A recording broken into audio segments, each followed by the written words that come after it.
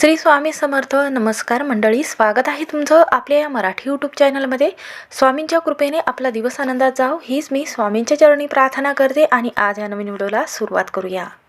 नवीनच वर्ष जे आहे ते चालू होणार आहे. लवकरच डिसेंबर महिना झाल्यानंतर नवीन वर्षाची सुरुवात होणार आहे. इंग्रजी कालनिर्णयानुसार इंग्रजी महिन्यातील पहिला वर्ष जे आहे 2026 हे जानेवारी महिन्यात चालू होणार आहे. वर्ष नवीन चालू झाल्यानंतर जो पहिला सण येतो तो म्हणजे मकर संक्रांती. मकर संक्रांती घरातील स्त्रियांसाठी आपल्या सौभाग्याची प्राप्ती होण्यासाठी, अखंड सौभाग्य व आपलं वैभव जे आहे, संपत्ती आहे ती आपल्याला मिळावी, त्यासाठी मकर संक्रांती हा सण मोठ्या थाटामाटात सर्व घरातील स्त्रिया विठ्ठल रुक्माईच्या मंदिरामध्ये जाऊन साजरा करत असतात. मकर संक्रांत हे जे सण आहे तर तो मार्गशीर्ष महिना संपल्यानंतर पौष महिन्यात येत असतो. जेव्हा सूर्यदेव जे आहेत तर ते मकर राशीमध्ये प्रवेश करत असतात. हा जो शुभ योग आहे, हा संयोग जेव्हा घडून येत असतो, या संयोगाला मकर संक्रांती म्हटलं जाते. मकर संक्रांतीपासून सूर्यदेवाचं उत्तरायण चालू होत असते. उत्तरायणाचा काळ जो आहे हा अत्यंत शुभ आणि सात्विक म्हटला जातो. मकर संक्रांतीपासून थंडी कमी होते आणि त्याचबरोबर जो दिवस आहे तर तो कमी व्हायला लागतो आणि रात्रही छोटी होत असते. मकर संक्रांतीच्या दिवशी आदल्या दिवशी तिळगुळ खा आणि गोड गोड बोला असं म्हटलं जाते आणि तिळगुळाचे लाडू एकमेकाला वाटले जाते. मकर संक्रांतीच्या दिवशी तिळ जे आहे हे वाटून एकमेकांबद्दल गोडवा निर्माण करत असतो. या दिवशी तिळाची पोळी बनवून आपण मंदिरामध्ये जेव्हा विठ्ठल रुक्माईच्या दर्शनाला जातो, वौसा एकमेकीला देतो, त्यावेळेमध्ये हे जे तिळगुळाचे लाडू आहे तर एकमेकीला दिले जातात आणि हा प्रसाद किंवा तिळगुळाच्या पोळ्या ज्या आहेत त्या बनवून हा नैवेद्य ठेवला जातो. या नैवेद्याला सर्वात महत्त्वाचं म्हटलं गेलेलं आहे. नैवेद्याला या दिवशी शनिदेवाची पूजा केली होती. म्हणूनच असं म्हटलं जाते की शनिदेव जे आहेत तर ते आपल्या पुत्राला भेटण्याकरिता गेले होते, म्हणून शनिदेवाची आणि त्यांच्या पुत्राची पूजा जी आहे तर ती मंदिरामध्ये जाऊन केली जाते. नारळ अर्पण केले जाते, दिव्यामध्ये तीळ अर्पण करून दिवा प्रज्वलित केला जातो. शनिदेवाला तेल अत्यंत प्रिय आहे, म्हणून या दिवशी तेल टाकत असताना आपल्याला आवर्जून तेलाचा वापर जो आहे तर जास्तीत जास्त करायचा आहे. तिळाचा असा उपाय केल्याने संक्रांतीच्या दिवशी आपल्या जीवनातील जे शत्रुत्रास आहे, नकारात्मकता आहे, त्याचबरोबर साडेसाती चालू आहे तर ती कमी होत असते. तसंच पौराणिक कथा अशी आहे की या दिवशी जी देवी आहे संक्रांती देवी तर तिने शंकासूर या नावाच्या राक्षसाचा वध केला होता. त्यामुळे वाईटावर विजय प्राप्त या दिवशी केला जातो असं म्हणत असतात. आपल्या महाराष्ट्रामध्ये हा मकर संक्रांतीचा सण घरोघरी मोठ्या थाटामाटात साजरा केला जातो.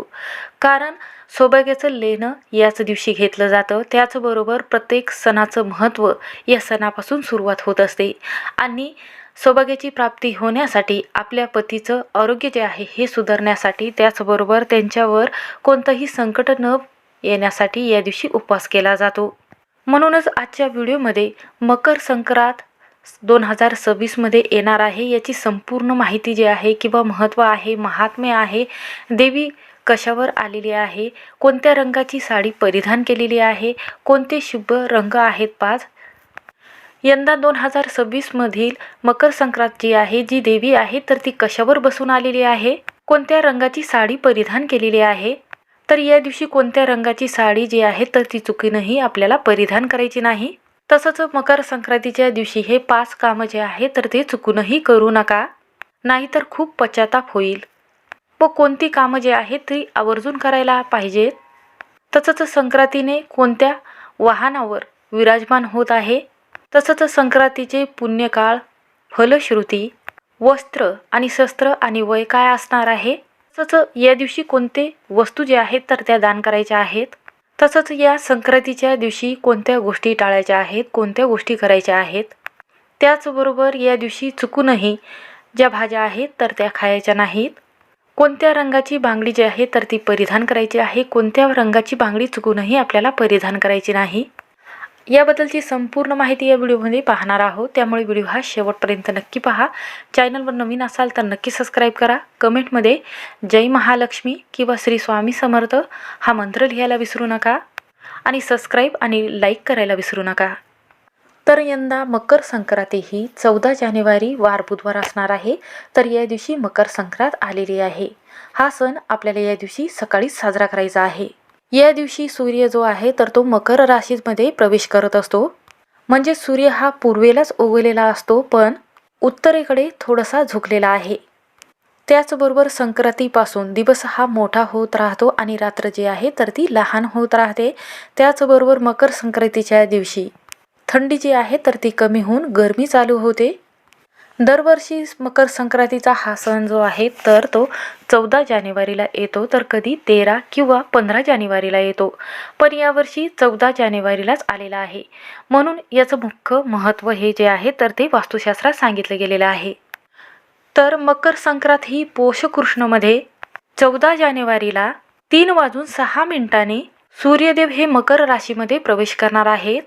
संक्रांतीचा पुण्यकाळ जो आहे तर तो बुधवारी 14 जानेवारी 2026 मध्ये दुपारी 3:06 सूर्यास्तापासून तर संध्याकाळपर्यंत राहणार आहे.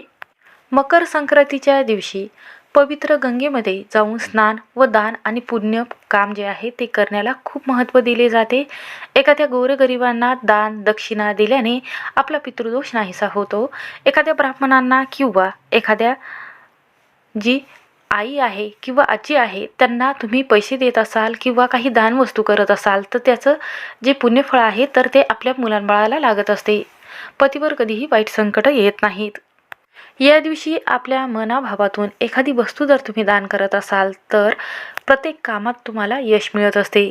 या दिवशी सकाळी उठून पौष महिन्यामध्ये संपूर्ण महिना जर आपण सूर्यदेवाला जल अर्पण करत असताना तांब्याच्या कलशामध्ये थोडीशी साखर, थोडंसं कच्चं दूध आणि थोडेसे पांढरे किंवा काळे तीळ टाकायचे आहेत आणि त्यानंतर गुलाबाच्या पाकळ्या टाकायच्या आहेत आणि गंगाजल टाकायचं आहे. आणि हे जे पाणी आहे हे सूर्यदेवाला रोज सकाळी जेव्हा सूर्य उगवतो 6 नंतर त्या वेळेमध्ये आपल्याला सूर्यदेवाला हे जल अर्पण करायचं आहे आणि हा मंत्र म्हणायचा आहे, ओम सूर्यदेवाय नमः. रोज महिनाभर आपल्याला पौष महिन्यामध्ये हा मंत्र आणि हे जे जल आहे तर ते सूर्यदेवाला अर्पण करायचं आहे. यामुळे आपल्याला एक सकारात्मक ऊर्जा प्राप्त होते, जीवनात आनंद सुख आणि संपत्ती प्राप्त होते आणि कोणत्याही कामामध्ये आपल्याला यश मिळत असते. मकर संक्रांती हा सण जो आहे तर घरातील ज्या महिला आहेत त्यांच्यासाठी अत्यंत शुभ आणि सात्विक आणि पवित्र म्हटला गेलेला आहे. संक्रांतीच्या दिवशी हळदी कुंकू किंवा एखाद्या स्त्रियांना घरी बोलवून तिला एखादा वाण देणे हे खूप शुभ मानले जाते. तर रथसप्तमीपर्यंत संक्रांतीपासून तर रथसप्तमीपर्यंत हळदी कुंकाचा समारंभ हा सुरू होतो. तर या रथसप्तमीपर्यंत या हळदी कुंकाचा समाप्ती जी आहे तर ती होत असते. म्हणूनच आपण पाहणार आहोत की मकर संक्रांत जी आहे तर ती कशावर आलेली आहे, वाहन काय आहे, पुण्यकाळ काय आहे, कोणत्या वेळेस आपल्याला पूजा जी आहे तर ती करायची आहे, संक्रांती देवीने कोणत्या रंगाची साडी परिधान केलेली आहे. तर संक्रांती देवीने जी साडी परिधान केलेली आहे तर ती साडी घालावी का किंवा घालू नये याबद्दलची माहिती पाहूयात. तर पहा, वास्तुशास्त्रामध्ये असं म्हटलं गेलेलं आहे की जेव्हा संक्रांती देवीने ज्या रंगाची साडी परिधान केलेली आहे तर तो रंग जो आहे तर संपूर्णपणे वर्ज्य म्हटला जातो. तसंच संक्रांती देवीने हातामध्ये किंवा गळ्यामध्ये ज्या वस्तू परिधान केलेल्या आहेत ह्या वस्तू आपल्याला चुकूनही घालायच्या नसतात. तर पहा, सूर्यदेवाचे मकर संक्रमण जे आहे बालवर्णावर होत असल्याने वाहन वाघ आहे, उपवाहन घोडा आहे. संक्रांती देवीने यावर्षी पिवळ्या रंगाची साडी परिधान केलेली आहे, एका हातामध्ये गदा घेतलेली आहे, केशरी रंगाचा टिळा आपल्या कपाळावर लावलेला आहे. तर वयाने कुमारिका म्हणून ओळखले गेलेले आहेत. तर ती कोणत्या स्थितीमध्ये आहे तर ती घोड्यावर बसलेली आहे. वासाकरिता जाईजुईचे फूल घेतलेले आहेत. पायस जे आहे तर ते भक्षण करीत आहे. जातीने ती सर्प आहे. भूषणार्थ तिने मोती धारण केलेले आहेत. वान, नाव व नक्षत्र नाव मंदाकी असून सामुदाय मुहूर्त 30 आहेत. तर ती पूर्वेकडून पश्चिमेला गेलेली आहे आणि वायव्य दिशेला ती पाहत आहे. तसंच आपल्या हिंदू वास्तुशास्त्रामध्ये असं म्हटलं गेलेलं आहे की संक्रांती देवीने ज्या रंगाची साडी परिधान केलेली आहे या रंगाची साडी चुकूनही एखाद्या स्त्रीने संक्रांतीच्या दिवशी घालायची नसते. तर पहा, दरवर्षी जी संक्रांती देवी आहे ही वेगळ्या रंगाची साडी परिधान करत असते, वस्त्र परिधान करत असते. ही जी पद्धत आहे ही पौराणिक कथेपासून चालू झालेली आहे. तर पहा, यावर्षी मकर संक्रांतीने जी देवी आहे तर या देवीने पिवळ्या रंगाची साडी वस्त्र परिधान केलेले आहेत. म्हणून जेव्हा संक्रांती येईल त्या वेळेमध्ये आपल्याला जेव्हा विठ्ठल रुक्माईच्या तुम्ही दर्शनाला जाता, वाण देता, वौसा पूजत असता, त्या वेळेमध्ये चुकूनही आपल्याला पिवळ्या रंगाची साडी जी आहे तर ती परिधान करायची नाही. कारण हा रंग वास्तुशास्त्रामध्ये पूर्णपणे वर्ज्य म्हटला गेलेला आहे. तर पहा, एखाद्या साडीला पिवळ्या रंगाचे काठ असेल किंवा ब्लाऊज पिवळ्या रंगाचे असेल, डिझाईन पिवळ्या रंगाचे असेल, अशा रंगाची साडीसुद्धा आपल्याला परिधान करायची नाही. म्हणून संक्रांती देवीने पिवळ्या रंगाची साडी परिधान केल्यामुळे चुकूनही आपल्याला या रंगाची साडी जी आहे तर ती घालायची नसते. बऱ्याच महिलांना असं वाटते की पिवळ्या रंगाच्या बांगड्या असेल किंवा पिवळ्या रंगाच्या वस्तू असेल तर ह्या टाळायच्या आहेत का? तर पहा, देवीने पिवळ्या रंगाची साडी वस्त्र परिधान केलेले आहे. त्यामुळे तुम्ही दागिने पिवळ्या रंगाचे असेल किंवा बांगड्या असेल किंवा काही वस्तू असेल तर त्या तुम्ही घालू शकता. पण चुकूनही वस्त्र जे आहे, पिवळ्या रंगाचं वस्त्र जे आहे तर ते चुकूनही घालायचं नाही. त्याचबरोबर तुम्ही हळदी आणि कुंकू जर अर्पण करत असाल देवीला किंवा स्वतःला लावत असाल तर तुम्ही हळदी कुंकू जे आहे तर ते वापरू शकता. कारण हळदी कुंकू जे आहे ते सौभाग्याचं लेणं म्हटलं गेलेलं आहे.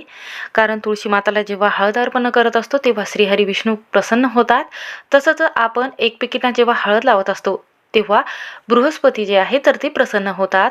आपल्या बोलण्यात आणि आपल्या वागण्यात सरलता येत असते आणि शुद्ध मन जे आहे तर ते होत असते. त्यासाठी हळद वापरली जाते. तर पहा, नवीन नवरी तुमच्या घरामध्ये आलेली असेल तर ती पिवळ्या रंगाचं साडी जी आहे तर ती घालत असेल तर तिला चुकूनही पिवळ्या रंगाची साडी घालू नका म्हणा. कारण संक्रांती देवीने पिवळ्या रंगाची साडी परिधान केल्यामुळे हा रंग पूर्णपणे वर्ज्य म्हटला गेलेला आहे. तर पहा, सर्वांनाच माहिती आहे की पिवळा रंग जो आहे तर तो श्रीहरी विष्णूला खूप प्रिय आहे. माता लक्ष्मी जेव्हा आपण पिवळ्या रंगाची साडी परिधान करून मार्गशीर्ष महिन्यात गुरुवारची पूजा करत असतो तर ती आपल्याला शुभ फळ जे आहे तर ते प्राप्त करून देत असते. पिवळा रंग हा बृहस्पती आणि आपल्या कुंडलीमधील जो गुरुदोष आहे तर तो कमी करण्यात मदत करत असतो. कारण पिवळ्या रंगाला पितांबर असं म्हटलं गेलेलं आहे. तर आता आपण पाहूयात की संक्रांती देवीने ज्या रंगाची साडी परिधान केलेली आहे तर ती रंग जो आहे तर तो घालायचा नाही. तर मग आपल्याला कोणत्या रंगाच्या साड्या ज्या आहेत, हे 5 रंग शुभ रंग म्हटले गेलेले आहेत. तर कोणत्या रंगाची साडी आपल्याला परिधान करायची आहेत? तर त्यातील पहिला रंग जो आहे तर तो आहे हिरवा रंग. तर पहा, वास्तुशास्त्रामध्ये तर पहा, हिंदू धर्मामध्ये मकर संक्रांती या सणाला अनन्यसाधारण महत्त्व आहे. धार्मिक मान्यतेनुसार या दिवशी ग्रहाचा राजकुमार सूर्यदेव शनीच्या मकर राशीमध्ये प्रवेश करतो व या दिवशी उत्तरायण सुरू होते. उत्तरायण प्रसंगी सूर्याला अर्घ्य देऊन पूजा केली जाते. म्हणूनच मकर संक्रांतीच्या दिवशी तिळाचे दान करणे अत्यंत लाभदायी म्हटले जाते. सूर्याने प्रतिपदा तिथी अग्नीला दिली आहे, ज्याचा स्वामी ब्रह्मा आहे. म्हणून या दिवशी गोरगरिबांना उबदार कपडे, उडीद, खिचडी, तांदूळ, तीळ, चांदीच्या वस्तू दान करणे अत्यंत फलदायी म्हटले जाते. म्हणून पितळेच्या भांड्यामध्ये तीळ आणि तांदूळ दान केल्याने पापाचा नाश होतो. तर याशिवाय शाश्वत पुण्यही आपल्याला लाभत असते. घरात सुख, समृद्धी, शांती नांदत असते. तर मकर संक्रांतीच्या दिवशी बांगड्या भरत असताना एका हातामध्ये एक बांगडी अधिक घालायची आहे. म्हणजेच एका हातात आपल्याला जर 6 बांगड्या असेल तर एका हातात आपल्याला 7 बांगड्या घालायच्या आहेत. अशा उतरत्या चढत्या बांगड्या आपल्याला घालायच्या आहेत. त्याशिवाय मकर संक्रांतीच्या दिवशी लाखेच्या बांगड्याला खूप महत्त्व दिले जाते. म्हणून मकर संक्रांतीच्या दिवशी एक का होईना पण पिवळ्या रंगाची जी लाखेची बांगडी असते तर ती आवर्जून घालायची आहे. याशिवाय मकर संक्रांतीचा जो सण आहे तर तो म्हटला जात नाही. म्हणून एक बांगडी लाखेची आवर्जून घालायची आहे. तर त्यातील पहिला रंग आपण जो परिधान करायचा आहे तर तो पहिला रंग आहे हिरवा रंग. हिरवा रंग जो आहे तर तो अत्यंत शुभ मानला जातो. हिरव्या रंगाच्या बांगड्या कायमच संसारात आनंदाची भर टाकत असतात. पतीच्या आयुष्यामध्ये आनंद जो आहे तर तो कायम टिकून ठेवण्याचं काम जे आहे तर तो हिरवा रंग करत असतो. जीवनात आनंद, सुख, संपत्तीचं कारण जे आहे तर तो हिरवा रंग म्हटला जातो. पहा, लग्नामध्ये नवरीच्या अंगावर हिरव्या रंगाची साडी असते. तर आईला हिरव्या रंगाची साडी जी आहे तर ती परिधान करून तुळशीला पाणी घालत असते. तर हिरवा रंग यामुळेच अत्यंत पवित्र आणि शुभ मानला जातो, कारण हिरव्या रंगाने आपण जेव्हा एखादं काम करत असतो तर त्या कामामध्ये आपल्याला यश मिळत असते. सदैव उत्साहवर्धक जे आहे तर या रंगाने आपल्याला वाटत असते. प्रत्येक कामामध्ये आपल्याला तेजबळ जे आहे तर ते निर्माण करण्याचं काम जे आहे तर ते हिरवा रंग करत असतो. हिरव्या रंगाची साडी परिधान केल्याने पतीला दीर्घायुष्य लाभत असते. या रंगाच्या बांगड्या परिधान केल्याने सुखाचा संसार होत असतो. म्हणूनच या रंगाचा जी साडी आहे तर ती तुम्ही परिधान करू शकता. त्याचबरोबर मकर संक्रांतीच्या दिवशी काळे वस्त्र परिधान करण्याची प्रथा आहे. कारण काळा रंग हा अशुभ नाही, तर सौभाग्याचं लेणं जे आहे किंवा मंगळसूत्र आपण गळ्यात घालत असतो त्या मंगळसूत्राच्या मनाचा रंगही काळा असतो. मकर संक्रांतीच्या दिवशी रात्र मोठी असते. या दिवसापासून दिनमान वाढायला सुरुवात होत असते. काळोख्या मोठ्या रात्रीला काळ्या रंगाची वस्त्रे नेसून निरोप दिला जातो. दुसरं महत्त्वाचं वैज्ञानिक कारण म्हणजे या वस्त्राला काळा रंग हा उष्णता शोषून घेण्याचं काम करत असतो. म्हणूनच मकर संक्रांती ही थंडीमध्ये येत असते. थंडीच्या दिवसामध्ये शरीर उबदार राहावं म्हणून मकर संक्रांतीला काळ्या रंगाचे वस्त्र जे आहे तर ते परिधान केले जाते. कारण काळा रंग जो आहे हा मकर संक्रांतीला अत्यंत शुभ मानला जातो. तर पहा, प्रत्येक पूजेमध्ये काळ्या रंगाची साडी आपण घालत नाही. काळ्या रंगाचे कपडे किंवा साडी जे आहे तर कोणत्याही पूजेमध्ये याला वर्ज्य म्हटलं गेलेलं आहे. पण मकर संक्रांती हे अत्यंत शुभ आणि सौभाग्याचं सण म्हणून ओळखला जातो. तर या संक्रांतीच्या दिवशी काळ्या रंगाचे कपडे परिधान आवर्जून केले जाते. प्रत्येक रंगाचं महत्त्व आणि वास्तविक कारण आहे. काळा रंग जो आहे तर तो नकारात्मक ऊर्जा जी आहे तर ती शोषून घेण्याचं काम करत असतो. एखाद्या स्त्रियाला नजर न लागावी, दृष्ट न लागावी त्यासाठी काळ्या रंगाची साडी परिधान केली जाते. कारण काळा रंग जो आहे, काळे तीळ जे आहे तर जे वस्त्र आहे तर ते शनिदेवाला अर्पण केले जातात. कारण हा दिवस जो आहे, संक्रांतीचा सण जो आहे तर हा शनिदेवाला समर्पित केला जातो. म्हणून काळ्या रंगाची साडी तुम्ही या संक्रांतीच्या दिवशी परिधान करू शकता. त्यानंतरचा तिसरा रंग आहे तो म्हणजे लाल रंग. पहा, लाल रंगाची साडी परिधान करायला खूप शुभ म्हटलं जाते. महत्त्व जे आहे तर ते अधिक पटीने म्हटलं गेलेलं आहे. कारण लाल जो रंग आहे तर तो एखाद्या स्त्रीला जर सावळी असेल किंवा लाल रंगाची साडी परिधान केलेली असेल तर ती स्त्री आकर्षित दिसत असते. तसंच देवी लक्ष्मी देवीला हा रंग खूप प्रिय आहे. लाल रंगाला शक्ती आणि सौभाग्याचं प्रतीक म्हणून लाल रंगाला ओळखलं जातं. लाल रंग हा संरक्षण, संघर्ष आणि आपल्या सौभाग्याचं रक्षण करणारा लाल रंग म्हणून ओळखला जातो. तसंच उत्साह, शुभेच्छा देणारा हा रंग म्हणून ओळखला जातो. नवीन ऊर्जाच्या संबंधित हा रंग म्हटला गेलेला आहे. म्हणून कोणतीही पूजा करत असताना आपण कुंकू जे आहे तर ते लाल रंगाचं वापरत असतो. कारण हे कुंकू वापरल्याने पूजा जी आहे तर ती पूर्ण होत असते. म्हणून या मकर संक्रांतीच्या दिवशी लाल रंगाची साडी आवर्जून परिधान करावी. त्यानंतरचा चौथा रंग आहे तो म्हणजे केशरी रंग. केशरी रंग हा सूर्योदय आणि सूर्यास्ताचा सूर्यदेवाचा रंग आहे. केशरी रंग हा ज्ञान आणि शुद्धता याचं प्रतीक म्हणून ओळखलं जाते. छत्रपती शिवाजी महाराजांचा ध्वज आहे. रामकृष्ण आणि अर्जुन यांचा ध्वज जे आहे तर ते केशरी रंगाचे आहेत. कारण केशरी रंग शौर्य, बलिदान आणि धीरता यांचे प्रतीक म्हणून ओळखले जाते. केशरी रंग हा दुर्गा देवीचं प्रतीक म्हणून ओळखले गेलेला आहे. देवी शक्तीचं प्रतिनिधित्व दाखवत असतो. नकारात्मक ऊर्जा जी आहे तर ती निघून सकारात्मक लहरी प्राप्त होत असतात. म्हणून केशरी रंगाची या दिवशी जर तुम्ही साडी परिधान करत असाल तर नवीन ऊर्जा जी आहे तर ती प्राप्त होत असते. त्यानंतरचा पाचवा रंग आहे तो म्हणजे गुलाबी. तर पहा, सर्व स्त्रिया असेल, महिला असेल तर ज्यांना जास्तीत जास्त साड्या आहेत तर त्या गुलाबी रंगाच्या आहेत. कारण अंगावर जेव्हा गुलाबी रंगाची साडी किंवा ड्रेस दिसत असेल तर सावळा रंग जो आहे तर तो उजळत असतो आणि आकर्षित दिसत असतो. गुलाबी रंग जो आहे हे प्रेमाचं प्रतीक म्हणून ओळखलं जाते. तसंच हा रंग जो आहे आनंदाचं आणि सौभाग्याचं प्रतीक म्हणून ओळखलं जाते. स्त्रियाचं वय कितीही झालं तरीही त्यांना गुलाबी रंग अतिप्रिय असतो. गुलाबी रंगाचं फूल जे आहे तर ते दिसल्यानंतर, हातात घेतल्यानंतर आपलं मन प्रसन्न होते, मन एकाग्र होत असते. गुलाबी रंगाची साडी परिधान केल्याने मन शांत, सुख आणि शांती लाभत असते. त्यामुळे गुलाबी रंगाची साडी तुम्ही परिधान करू शकता. तर आता मी जे रंग तुम्हाला सांगितलेले आहे हे अत्यंत शुभ रंग म्हटले गेलेले आहेत.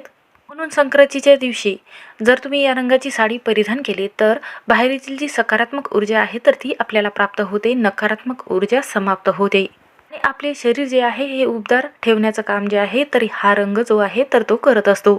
थंडीपासून संरक्षण होण्यासाठी गडद व हलक्या रंगाची न नेसता गडद रंगाची साडी परिधान केली जाते. त्याचबरोबर पोपटी रंग, हिरवा रंग किंवा केशरी रंग किंवा मोरपंखी रंग किंवा राणी रंग जो आहे, जांभळा रंग जो आहे तर तो परिधान करू शकता. त्याचबरोबर या दिवशी हिरव्या रंगाचा चुडा जो आहे तर तो भरला जातो. 1 लाखेची बांगडी भरली जाते. उतरत्या आणि चढत्याप्रमाणे बांगड्या घातल्या जातात. एका हातात 6 तर एका हातामध्ये 7 अशा उतरत्या आणि चढत्या रंगाची बांगडी जी आहे हिरव्या रंगाची बांगडी घातली जाते. यामध्ये कथ्या रंगाची बांगडी तुम्ही घालू शकता. तर मकर संक्रांतीच्या दिवशी आता कोणत्या वस्तू ज्या आहेत तर त्या टाळायच्या आहेत. तर या दिवशी मासा, हार किंवा कांदा, लसूण किंवा या दिवशी नखे कापणे किंवा केस कापणे टाळावे, कारण यामुळे आपल्या जीवनावर सात्विक असा परिणाम होत नाही तर आपल्या जीवनावर विपरीत परिणाम होत असतो. म्हणून या दिवशी चुकीचे अन्न ग्रहण करू नये. त्याचबरोबर या दिवशी जे आंघोळ आहे तर ती केल्याशिवाय अन्न ग्रहण करू नये. आंघोळ केल्यानंतरच आपल्याला अन्न ग्रहण करायचे आहे. मकर संक्रांतीच्या दिवशी पवित्र नदीमध्ये स्नान करणे, दान करणे खूप शुभ मानले जाते. म्हणून या दिवशी दान करावे. त्याचबरोबर या दिवशी मकर संक्रांतीच्या दिवशी हा सण शेतकऱ्यासाठी अत्यंत महत्त्वाचा सण म्हणून ओळखला जातो. म्हणून हा सण निसर्गाच्या सानिध्यात साजरा करण्याचा सण म्हणून ओळखला जातो. म्हणून या दिवशी एखाद्या झाडाची फांदी तोडणे, छाटणी करणे तर हे कामं करू नये. त्याचबरोबर तामसीन भोजनसुद्धा या दिवशी घेऊ नये. मकर संक्रांतीच्या दिवशी तामसिक अन्न खाल्ल्याने माणसाला राग येतो. रागाच्या भरात वाईट शब्दही बोलत असतो. म्हणून या दिवशी कोणीही वाईट शब्द बोलू नये. एखाद्या म्हाताऱ्या व्यक्तीचा अपमान करू नये. यामुळे लक्ष्मी घरात वास करणार नाही. म्हणूनच पती पत्नीमध्ये जास्तीत जास्त वाद होईल, नाहीतर आयुष्यभर घरात कटकटी व ताणतणाव जाणवायला लागेल. त्याचबरोबर शिवीगाळ करू नये. रागाने चुकीने कोणाला बोलू नये. कोणाचं मन दुखवू नका. या दिवशी गोड गोड घ्या असं सर्वांशी तीळ वाटून आपल्याला प्रेमाने बोलायचं आहे. त्याचबरोबर या दिवशी नवीन गुंतवणूक करू शकता, जागा घेऊ शकता किंवा या दिवशी सूर्यदेवाला तुम्ही अर्घ्य देऊ शकता. अशा पद्धतीने हा सण साजरा करावा. यामुळे संपूर्ण संक्रांतीचं शुभ पुण्यफळ आपल्याला लाभत असते. श्री स्वामी समर्थ. व्हिडिओ आवडला असेल तर स्किप न करता शेवटपर्यंत नक्की पहा.